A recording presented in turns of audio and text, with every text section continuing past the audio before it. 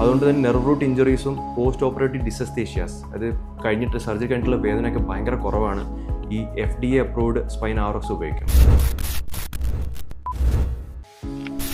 Number 3 പറയുകയാണെന്നുണ്ടെങ്കിൽ high speed ബർ.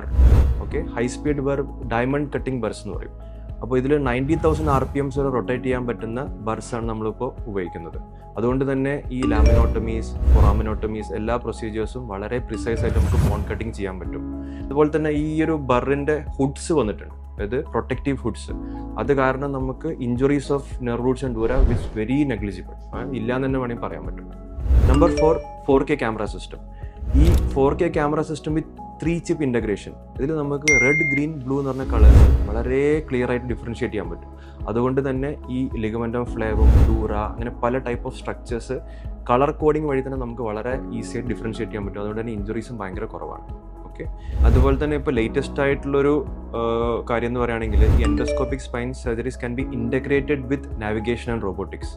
അതുകൊണ്ട് തന്നെ ഈ accuracy of screw placements, accuracy of cage insertion, ഇതൊക്കെ ഭയങ്കര പ്രിസൈസായി വരികയാണ്. ഇപ്പോൾ ഈ ടി-ലിഫ് സർജറീസ്, പി-ലിഫ് സർജറീസ് എന്ന് പറഞ്ഞ സർജറീസൊക്കെ വളരെ പ്രിസൈസായിട്ട് നമുക്ക് ചെയ്യാൻ പറ്റും. ഓക്കെ, സ്ക്രൂ മാൽ പൊസിഷൻസ് ഒക്കെ ഭയങ്കരമായിട്ട് കുറവാണ് ഇതിൽ ഉണ്ടാവാറ്. So in a nutshell endoscopic spine സർജറീസിൽ വളരെ ചെറിയ ഇൻസിഷനാണ് ഉണ്ടാവുക. ഈ മസിൽ ഡാമേജ് വളരെ ചെറുതായിരിക്കും. Bleeding also very very less.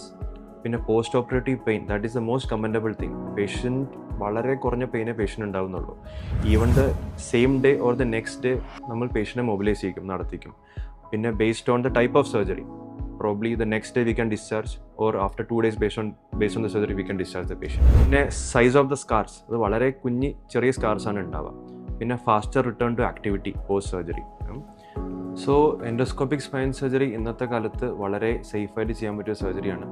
Even ചെറുപ്രായം തൊട്ട് 100 വയസ്സ് മുകളിലുള്ള ആൾ വരെ വളരെ കോംപ്ലിക്കേഷൻ ഇല്ലാണ്ട് തന്നെ ചെയ്യാൻ പറ്റിയ സർജറിയാണ്.